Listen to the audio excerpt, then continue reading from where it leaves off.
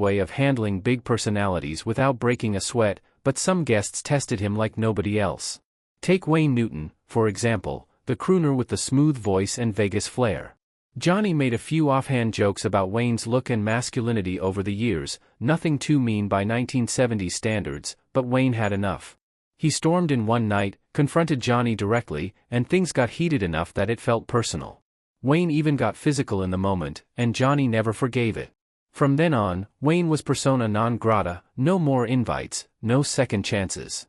Think about that today, a guest challenging the host like that, with tension boiling over live, would spark endless think pieces, boycotts, and probably get the guest labeled toxic overnight. Then there's Jerry Lewis, the comedy legend who built his career on wild energy. He appeared a bunch of times, but one incident stood out where he reportedly mistreated a crew member backstage, yelling, being rude, the works. Johnny heard about it, and that was it.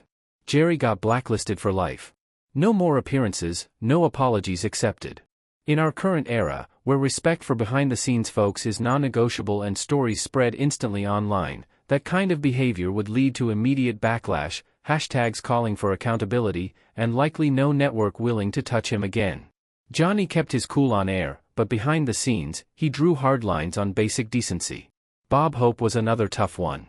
The guy was a comedy icon, but Johnny couldn't stand how he showed up with scripted jokes, refused to riff or chat naturally, and basically treated the couch like his own stage.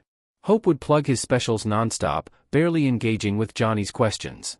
It frustrated Carson so much that he privately dreaded those bookings. Eventually, the vibe soured to the point where Hope wasn't welcomed back in the same way. Today, with audiences craving authenticity and calling out self-promotion, a guest steamrolling the host like that would get roasted in real time on social media, viewers would clip it, meme it, and demand better. Uri Geller, the spoon-bending psychic, drove Johnny nuts in a different way. Johnny was an amateur magician himself and hated when performers claimed real supernatural powers instead of admitting it was tricks. Uri came on, did his thing, and Johnny called him out subtly but firmly. After that, Uri and similar acts like the amazing Kreskin were quietly banned, no more psychic guests faking it. In modern times, with skepticism high and misinformation a hot topic, a guest pushing pseudoscience on a major show would face fact-checkers, debunking videos going viral, and accusations of misleading the public. Networks would avoid the liability altogether. And don't get me started on some of the more ego-driven cases. Comedians like Dick Shawn or musicians like Billy Preston rubbed Johnny the wrong way with unprofessional antics or attitude problems. One bad night, one crossed boundary, and that was it, they were out. Johnny's show was his kingdom, and he protected it fiercely. Back then, bans happened quietly, but now everything's public.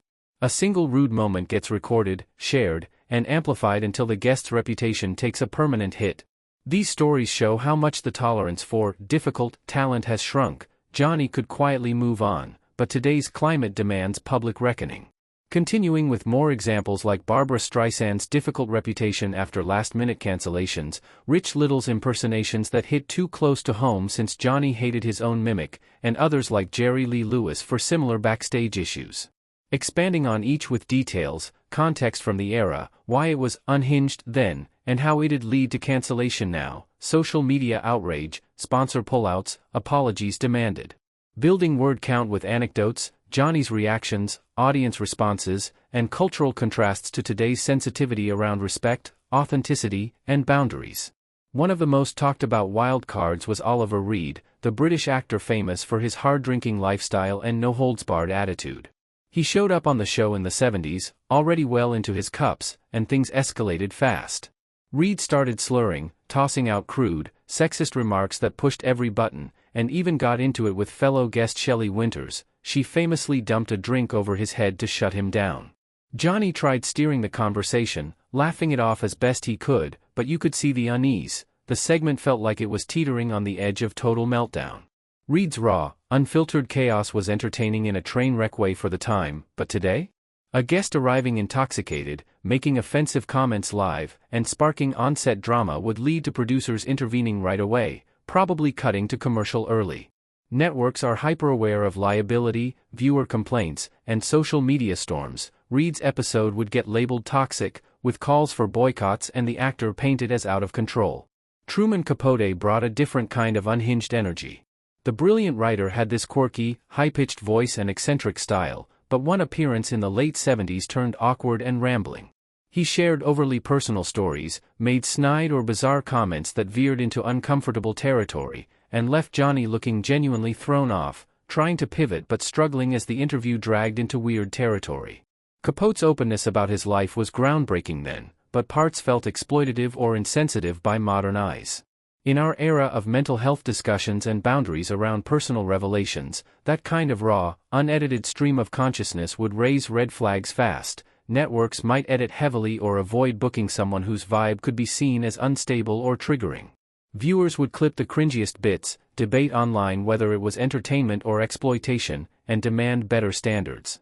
Don Rickles was a master of insult comedy, and his appearances were legendary for how brutal he got, slamming everyone, including Johnny, with sharp jabs that sometimes crossed into ethnic or personal territory. Back in the day, it was part of the fun. Audiences roared because it was just Rickles being Rickles.